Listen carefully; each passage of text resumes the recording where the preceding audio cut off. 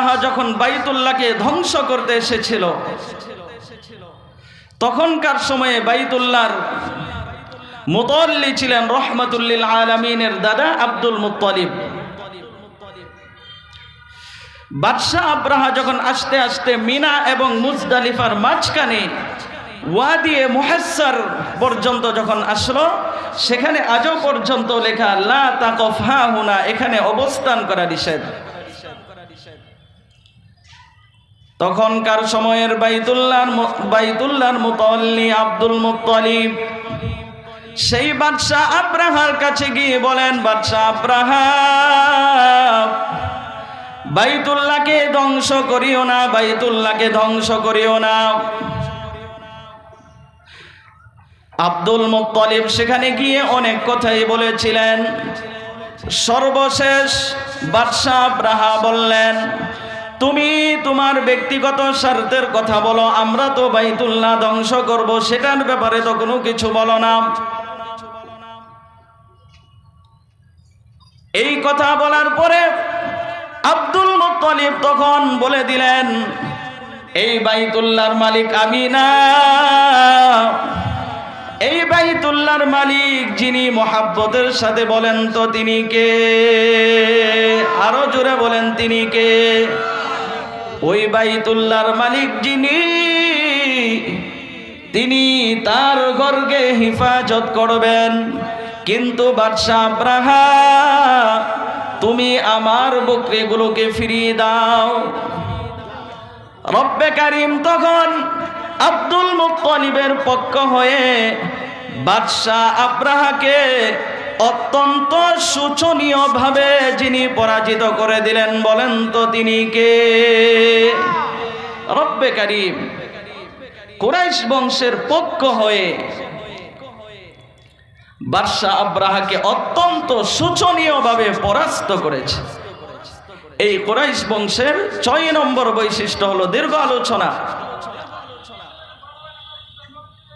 এই কুরাইশ বংশের ৬ নম্বর বৈশিষ্ট্য হলো রহমাতুল লিল আলামিন নবুয়ত প্রাপ্তির পরে টানা 10টি বছর, 1 বছর নয়, 2 বছর নয়, টানা 10টি বছর রহমাতুল লিল আলামিনের দাওয়াতে যারা ইসলাম ধর্ম গ্রহণ করেছেন, তারা ম্যাক্সিমাম তারাই হলো কুরাইশ বংশের। সুবহানাল্লাহ। এই কুরাইশ বংশের 7 নম্বর বৈশিষ্ট্য আর মর্যাদা হলো, এই কুরাইশ বংশের গুণাগুণ আর বৈশিষ্ট্যকে কিয়ামত পর্যন্ত অটুট রাখবার জন্যে রব্বে কারীম একটা সূরা নাজিল করে দিলেন। এই সূরার নামেই হলো সূরাতু কুরাইশ। আল্লাহু আকবার। মুহতারাম হাজিরিন, কেমন কুরাইশ বংশ? কুরাইশ বংশ এটা কেমন? জিবরাইল আলাইহিস সালাতু ওয়াস সালাম বলেন, আমি পৃথিবীর পূর্ব থেকে পশ্চিম পর্যন্ত পৃথিবীর এমন কোনো জায়গা নাই, পৃথিবীর এমন কোনো জায়গা নাই যেখানে আমি জিবরাইল সফর করি নাই। উত্তর থেকে দক্ষিণ পর্যন্ত এমন কোনো জায়গা নাই যেখানে আমি জিবরাইল সফর করি নাই। পৃথিবীর দিক দিগন্তে উত্তর থেকে দক্ষিণ, পূর্ব থেকে পশ্চিম সব জায়গাতে আমি ঘুরেছি, কিন্তু কুরাইশ বংশের মতো সর্বশ্রেষ্ঠ বংশ আমি কোথাও খুঁজে পাই নাই। আল্লাহু আকবার। কেমন বংশ? জিবরাইল আলাইহিস সালাতু ওয়াস সালাম নিচেই কথা বলছেন।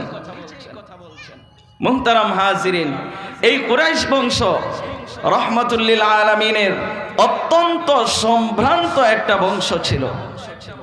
এই কুরাইশ বংশটা গঠিত হয়েছে 3টা গোত্রের সমন্বয়। কয়টা গোত্র? একটা গোত্রের নাম হচ্ছে মাখজুমি গোত্র, নাম কি?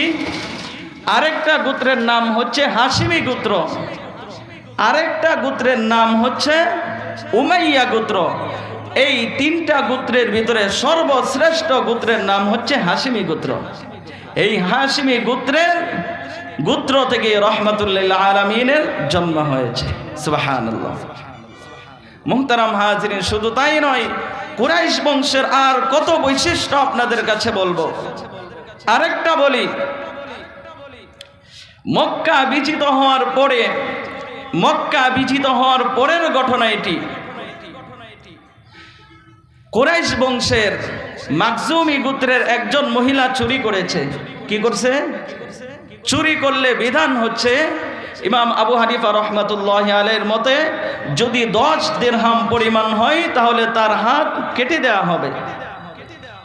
এটা হচ্ছে ইমাম আবু হানিফা রহমাতুল্লাহি আলাইহির মত। তো ওই মহিলা মক্কা বিজিত হওয়ার পরে যখন চুরি করলো, রহমাতুল লিল আলামিনের কাছে বিচার নিয়ে আসা হলো। রহমাতুল লিল আলামিনের সিদ্ধান্ত হলো কোরআনের হাদিসের বিধান অনুযায়ী রাষ্ট্র পরিচালিত হবে, মক্কার বিধান পরিচালিত হবে। মক্কার বিধান হবে মহাগ্রন্থ আল কোরআনের। রহমাতুল লিল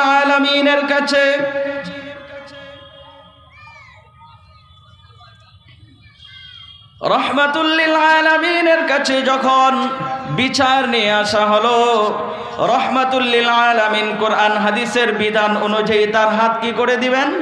কেটে দিবেন। এখন অন্যান্য সাহাবায়ে কেরাম তারা পেরেশান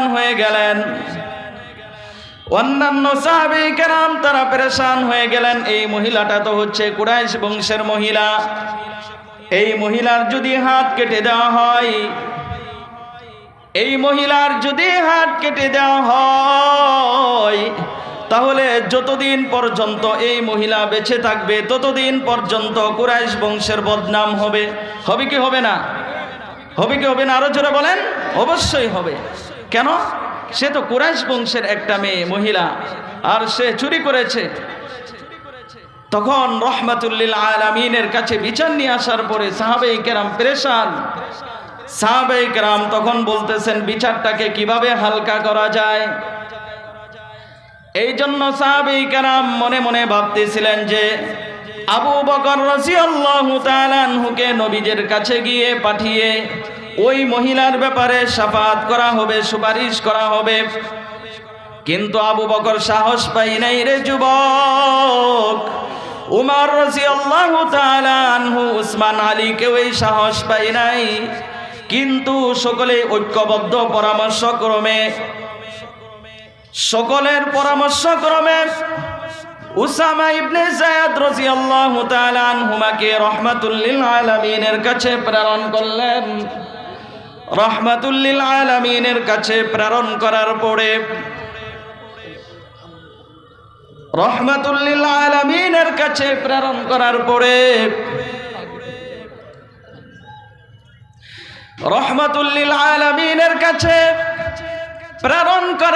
রহমাতুল লিল আলামিনের সুন্দর চেহারা রক্তিম বর্ণ হয়ে গেল। তিনি রাগান্বিত হয়ে গেলেন।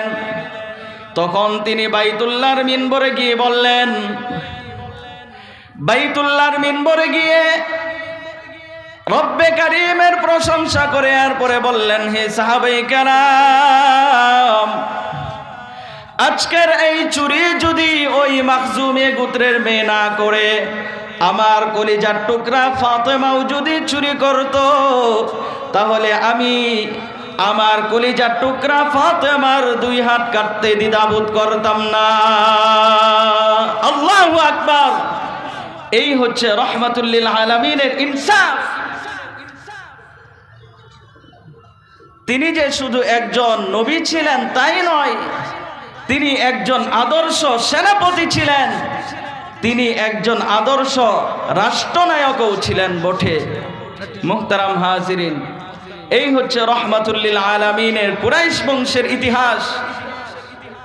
মুহতারাম হাজিরিন, পরিশেষ 2 মিনিট। সূরা তো তাফসীর করতে পারবো না, তো এই সূরা কুরাইশের 2টা ফজিলত আপনাদের সম্মুখে বলে দেই, ইনশাআল্লাহ আমল করবেন তো। কুরাইশ বংশের সূরাত কুরাইশের 1 নম্বর ফজিলত হলো, সূরাটি হলো ইলাফি কুরাইশিন ইলাফিহিম রিহলাতাশ শিতাই ওয়াস সাইফ فليعبدوا رب هذا البيت الذي أطعمهم من جوع وآمنهم من خوف বলেন আল্লাহু আকবার। কুরাইশ বংশের সূরাত কুরাইশের এক নম্বর ফজিলত হইল কোনো ব্যক্তি যদি পুত পবিত্র অবস্থায় সূরাত কুরাইশ তিলাওয়াত করে, বাইতুল্লাহ শরীফ তিলাওয়াত করলে যত পরিমাণ নেকি হবে আর সওয়াব হবে, সূরাত কুরাইশ পুত পবিত্র অবস্থায় তিলাওয়াত করলে তত পরিমাণ সওয়াব যিনি দিয়ে দিবেন বলেন তো তিনি কে? 2 নম্বর, 1 মিনিট। 2 নম্বর হচ্ছে যদি কোনো ব্যক্তি সূরাত কুরাইশ তিলাওয়াত করে তাহলে